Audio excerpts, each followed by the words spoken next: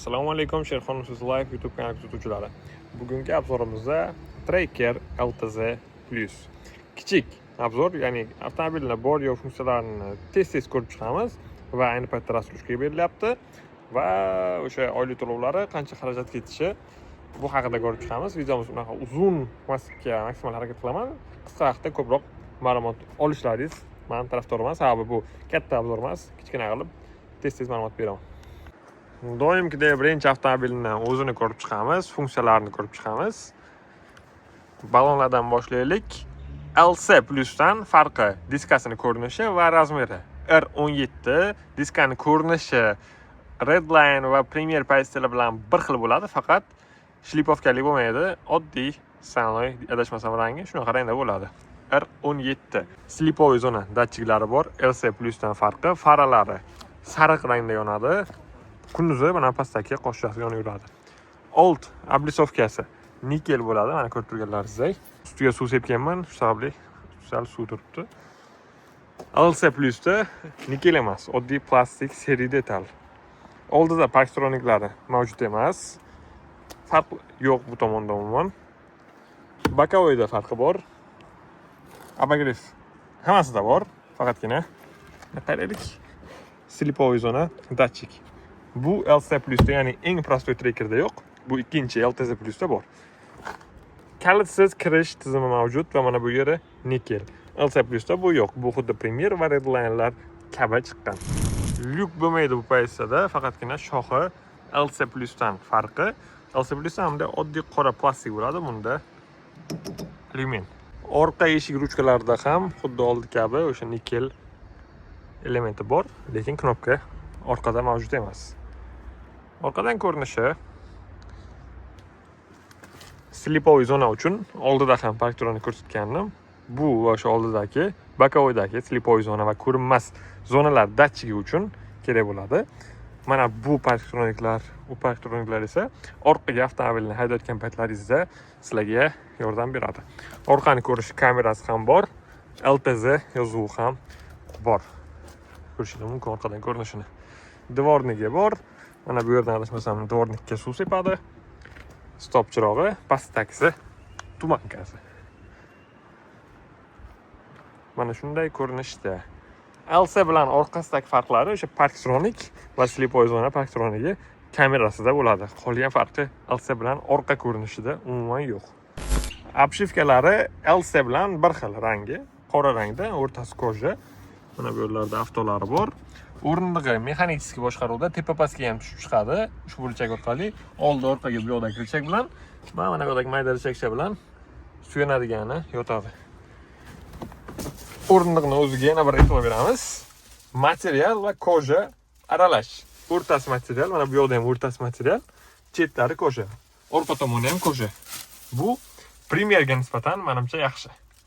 Sababi material bo'lgani qishda yaxtak tegmaydi, yozda issiq tegmaydi. Shunisi zo'r. Agar polni koja bo'lsa, qishda yozda sal qiynab qoladi. Qishdagi ham mayli abagrev bor, lekin yozda issig'i sal qiynaveradi. Rul qismida farq bor, eng prostoy pozitsiya bilan. Cruise control bor, ruli koja. Choklarni ko'rishlaringiz mumkin. Koja tikilgan rulida va past qismi biroz tekisroq qilib, tipa anatomiya, ya'ni tipa sportivniy qilib chiqarilgan. Ruli oldiga, orqaga, tepaga, pastga tushib chiqadi. LTZ Plus'da. Gitaralarga nazar solamiz. Chiroqlarni o'chirib yoqish, porochiklarni o'chirib yoqish uchun chap tomondagi gitara avto rejimi bor. Ya'ni ko'rib turgan datchiklaringiz yorug'lik datchigi. Tunnelga kirganlaringizda yoki kechqurun bo'lganda, qorong'u bo'lganini sezadi. Avtoga qo'ygan bo'lsalaringiz, svetlaringiz avtomatik yonadi, yoqadi, avtomatik o'chiradi. Gitara sizlarga kerak bo'lmaydi, faqat gitara bilan dalni blижний qilishga ishlatasizlar. Faralari sariq rangda yonyapti. Porochiklar ham shu yerda. Bu gitara ham bir xil, ham pozitsiyalarda dvornik va o'rtadagi monitorchani ishlatish uchun kerak bo'ladi. Monitor qismlari bir xil, trackerlarni hammasiniki eng prostoyda ham, eng qimmatida ham. Pastroqqa tushsak, abagrev rul bor. Eng prostoyga nisbatan yana bitta farqi. LC Plus'da abagrev umuman yo'q. Sidinada ham, rulda ham. LTZ Plus'da rulda abagrev bor, yo'q qo'ysalar, mana shu kalso qiziydi, erta qishda ushlaganlaringizda ertalabdan qo'llaringizga yaxtak tegmaydi. issiqqina rulda ushlaysizlar. Pastroqda esa ikkita abagrev knopka, oldin o'rindiqlarniki. LC Plus'da ham abagrev yo'q. LTZ Plus'da bor, faqat oldida. Bundan keyingi Premier Plus'da orqa o'rindiqlarda ham bor. Endi start stop. LC Plus eng prostoyda xuddi Cobalt kaltidek kalt bo'ladi. Knopkasini bossalaringiz ichidan kaltchasi chiqadi, tiqib buraysizlar. Bularda unaqa emas. Mana bunday ko'rinishdagi ikkita pult chiqadi. Tormozni bosasizlar, kalit avtomobil ichiga bo'lgan payti. Tamam. Mana shunday tarzda avtomobil o't oladi. Agar ekranchada kalitni ko'rmayapmiz deb chiqsa, kalitni ana bu yerga qo'yishlaringiz kerak. Agar kalit ko'rmay qolsa, shu joyga qo'ysalaringiz, keyin start stop bossalaringiz, avtomobil bittadan yonadi. O'chirib qo'yaylik. Bar qismida umuman farqi yo'q. Buni ham usti plastik detal. Faqatgina barda ichida 12 volt quvvatlagich shu yerda qisqasi. LC Plus eng prostoyda 12 volt quvvatlagich, mana abagrev signalni joyda turardi. Bunda sal boshqacha, unaqa katta farqi ham bo'lmaydi. Kabel uchun anaqa joy ham qoldirilgan. LTZ Plus paysida airbaglar soni LC'nikidan farq qiladi. LC'da faqat old ikkita bo'lsa, rul bilan torpedkada, LTZda mana bu yoqda ham stoykada bor, orqa stoykada ham bor. Ko'rib turganlaringizdek airbag deb yozib qo'yilgan. Orqada aytiladigan boshqa narsa yo'q. Airbag, ruchka, tepada chiroq. Pastda esa ikkita USB port bor. Oynalarda avto bor. O'rtasida qo'l qo'yadigani yo'q. U faqat Premier va Redline paysalarda bor. Orqada bagaj ustida polkachasi ham bor. Endi LC Plus bilan LTZ Plusni farqlarini aytaman. LC Plusni obzori bitta oldingi videoda bor, kanalimga kirib, obuna bo'lib qo'yib, oldingi videoni ham ko'rishingiz mumkin. Farqlari tashqarisidan boshlaymiz. Обрисовкада farqi bor. Slipoviy zona datchigi bor. Beskluchoy dostup bor. Eshik ruchkalarida nikeli bor. Orqada kamera, orqada Paktronik va shoxi bunda alyumin bo'ladi. Tashqi jihatida diskasida ham 8 da farqi bor ekan. Diskas bunda kattaroq, prostoyda kichkinaroq bo'ladi. Tashqi jihatda o'zida 8 ta farq. Ichkariga rulida farqi bor. Kojinli cruise control ruli old orqaga ham borib keladi. 11 ta farq bo'ldi. Chiroqlarda avtomatik o'chib yonish funksiyasi bor. Start stop bor. Rul qiziydi. Mochani ko'tara olmayman. Ruli qiziydi.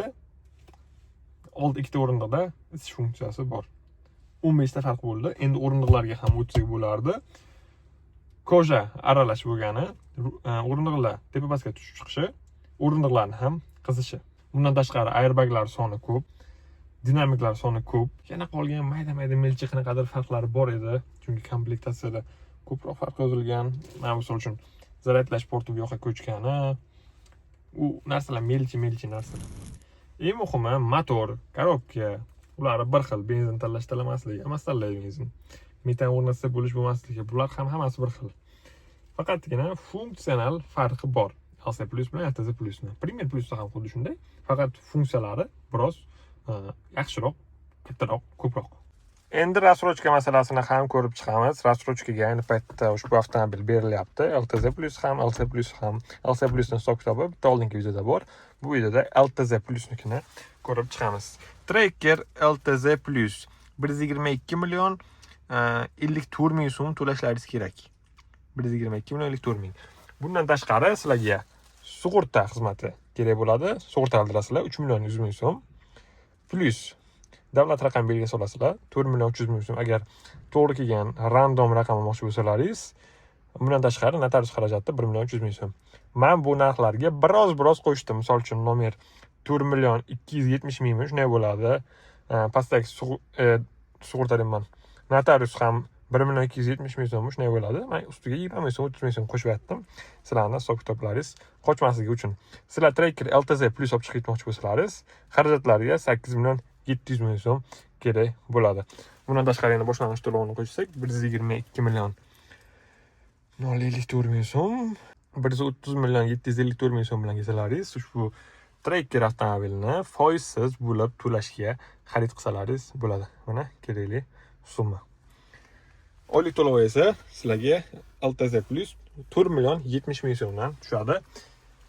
30 oyga 2,5 yil 4,70,000 so'mdan kim to'lab bilsa, qurbi yetsa, bemalol avtosalonlardan kelib xarid qilishlaringiz mumkin. Avtosalonlar bo'yicha, shartlari bo'yicha ham alohida video chiqarganman. Shundoq kanalimga o'tib turib, kirib ko'rsalaringiz bo'ladi. Rassrochka 2025 deb qo'yilgan. Shartlari, nima qilish kerak, nima qo'yish kerak, o'sha videoda ma'lumot berilgan. Narx-navosi esa shunday. Hozirgi hisob-kitobim, ya'ni oylik to'lovlar bo'yicha hisob-kitobim, boshlang'ich to'lov bo'yicha hisob-kitobim bugungi kun bo'yicha, ya'ni sana nechi bugun? 25-mart sanasi bo'yicha shunday hisob-kitob qilyapman.